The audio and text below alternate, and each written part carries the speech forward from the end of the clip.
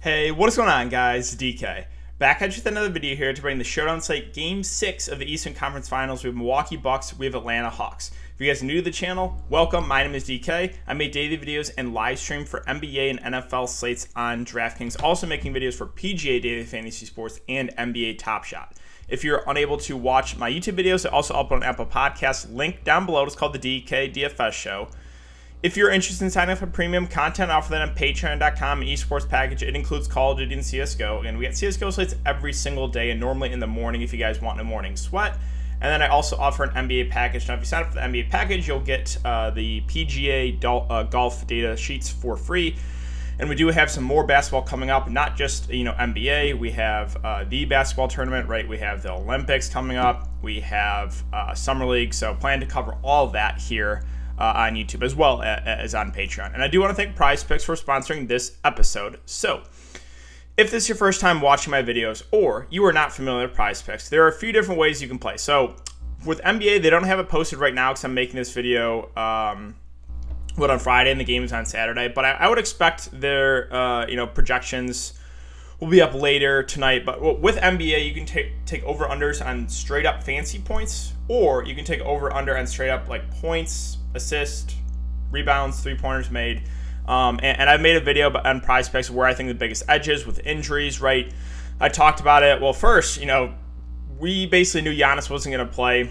In my previous video, I was like, hey, I love the Bobby Portis over at 17. That's way too low. And he just smashed that by 3x. He went for 40 plus. So hopefully you guys hopped on that.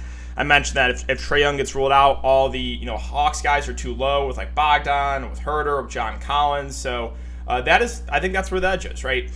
If they post their projections later tonight, and you see guys like Portis and those Hawks guys too low, and you're confident Trae Young and Giannis are going to be out, then just take the over. Or you wait, you have notifications on for Fantasy Lab, so you get information right away. And then if that player gets ruled out, if Trae Young gets ruled out, you got to go quick and take the over on those Hawks guys before it moves, because it will move. You probably have a minute or two or around that to make that bet. So I would recommend that. That's where the biggest edge is, I think, on PrizePicks. But yeah, it's a nice change of pace, guys. Again, you're not playing against anyone, and you're playing against the house, I should say. So let's jump into this video, I guess, real quick. If you guys could, leave a like button on the video, subscribe if you haven't already, and hit the notification bell so you don't upload videos and you don't go live. I will be doing a YouTube live stream tomorrow before lock to break down Game 6 and answer any questions you guys have, so make sure to check it out. Let's try to aim for 100 likes on this one. So real quick, we can go over my lineup here from Thursday's Showdown slate. So I talked about this on the YouTube and on Patreon, how I was getting a little bit different. I left a lot of salary on the table because I knew it was going to be a super chalky build with Giannis out and Trae Young out, right? Lou, Middleton, Holiday, Portis, I thought should have been in basically all lineups. Bobby Portis, only 56% out. I mean, that's just crazy, right? People say there's no edge. Bobby Portis starting, he was, 4.4K, and half the field faded him. Alrighty. So Lou Williams was solid. Again, I went with him and the captain to get really different. I left 2,000 plus in the table. He had a decent game, but you needed Middleton and JRUE. And I talked about that. If you're building optimum lineup, you go Middleton, JRUE, Holiday.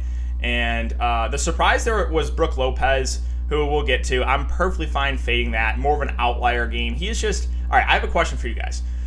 Who is slower? Kyle Anderson or BROOK LOPEZ? I mean, both those guys literally move in slow motion, I swear. BROOK LOPEZ just it's I don't even know.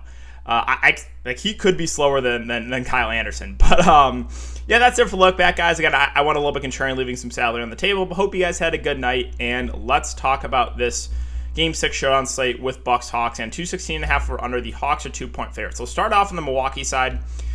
And a little bit tricky, I guess I'll break it down both ways, with Giannis in and with Giannis out, and then with the Hawks with Trae Young in, with Trae Young out. So with Milwaukee, if Giannis Antetokounmpo is in and there's no limitations, he is far and away the best bet up. Sure, there is obviously some risk of him aggravating the knee injury. I get that, but if Giannis plays, there's no limit. I mean, he is $400 more than Middleton. He is, $1,200 more than JRUE Holiday. Give me Giannis all day long. Now, what that does, too, if Giannis is in with the secondary plays, these guys would be a little bit overpriced. Middleton, JRUE Holiday would obviously still be in play, but they would be a little bit overpriced. Same thing with Brook Lopez, definitely with Bobby Portis, who, he gets the biggest minutes bump, right?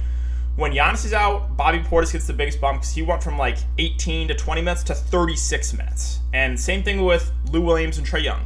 If Trae Young is out, Lou Williams gets the biggest bump. He goes from like 12 to 14 minutes to like 35. So those are the two that get a massive bump. Again, Portis if Giannis is out, Lou Williams if Trae Young is out. So if Giannis is in and there's no limitations, even though I love me some Bobby Portis, I don't know if I could pay 6.2K for a guy that might only get 16 to 18 minutes. And then Brook Lopez would definitely be overpriced. I know he had a complete outlier game last game. That's good. If Giannis is out and people go back to Brook Lopez, that's fine with me. I'll let others chase that. Complete outlier game. I'm not super concerned about it. Now, again, he can have upside, but that was just I would say 99% of the time, you're not going to get another 50 fantasy point game from Brook Lopez. So, and then with the value, if Giannis is in, Tucker, Connaughton, probably lose a couple minutes. Tucker might go to like around 30.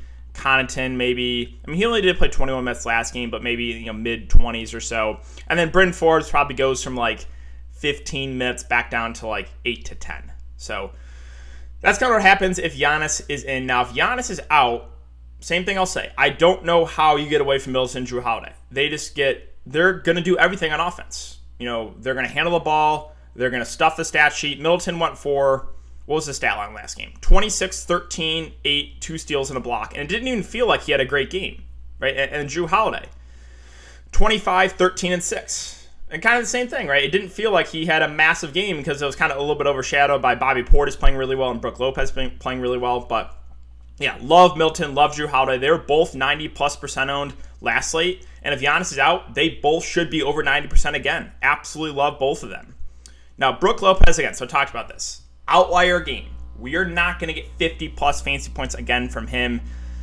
He did play 38 minutes, so that is the one positive with Giannis out. The minutes went way up for Brook Lopez. Now, will we get 38 again from him if Giannis is out? I'm not convinced about it. I think, if Trae Young is back in the lineup, they could really get Brook Lopez in a lot of pick and rolls, and that is the reason why he lost minutes earlier in the series is because they couldn't have him out there on defense. He's too slow. So monitor that, right? If Giannis is out and Trae Young is in, that does worry me a little bit with Brook Lopez because the fact that, again, Atlanta is going to try to get Brook Lopez in every single pick and roll, kind of like the Suns with Boogie Cousins, right? Whenever Boogie was on the floor, the Suns immediately got him in a pick and roll and just abused him on offense. So that's what I think will happen here if Trae Young is in, which would worry me a little bit with Brook Lopez. Now, if Trae Young is out, I would have a little bit less worry. I don't know if we get 38 minutes again. I think normally we would probably get around 30 to 35, which makes them viable, but I think we'll be over-owned based on that recent game. Because previous game, 16, 17, 26, 12, and I know the minutes weren't as high on him, but Brook Lopez is a guy that I'm fine getting away from if ownership is going to be high on him. Now, Bobby Portis, if there's no Giannis, I'm fine going right back to the wall. The price jumped up about 2,000. Didn't come up enough if Giannis is out. He played 36 minutes, played phenomenal too. Like, he played amazing. 22, 8, 3, 3 steals. We know Bobby Portis is a great point per minute guy.